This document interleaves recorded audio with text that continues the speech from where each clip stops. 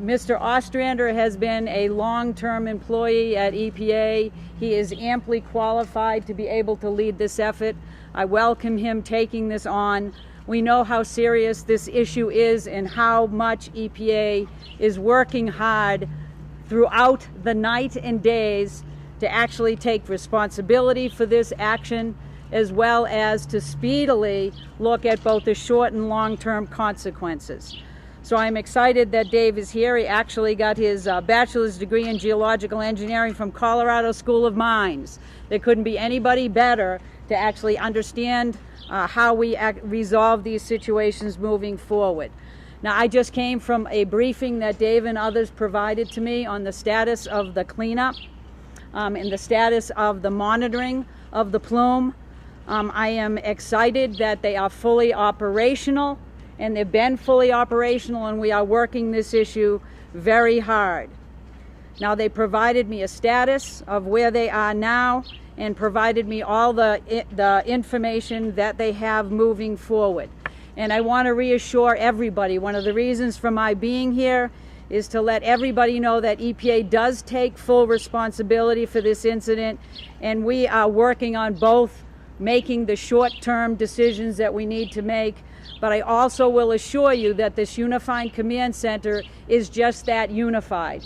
We are coordinated. We have good, solid partners throughout the states, at local community levels, and with the tribes. So we are working hand in hand, not only to make sure that we meet the needs of these communities, but we also will be working hand in hand to make decisions moving forward. So as you probably know, EPA's mission is to protect public health and the environment. No agency could be more upset about the incident happening, or more dedicated in terms of doing our job and getting this right.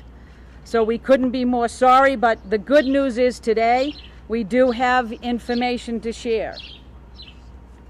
We have been, I think, knowing that people have been anxiously awaiting data quality, water quality results moving forward, and we do have new data that we will be sharing.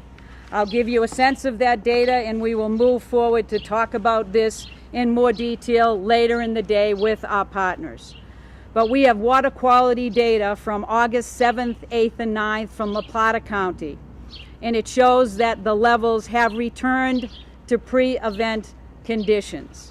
Now, we let the science be our guide, and we work with our partners. So this is very good news, but I want to make sure you understand that there are additional steps that we are going to take working with those partners, working with our counties and our local communities, so that they can have a chance to review this data thoroughly, and they can have a full opportunity to talk through what this means in terms of decisions that they are going to make moving forward. But we will have more details on that data as the day progresses.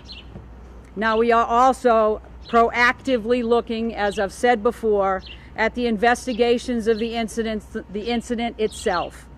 We are doing an internal EPA investigation, and we're also going to seek independent review and investigation of what happened.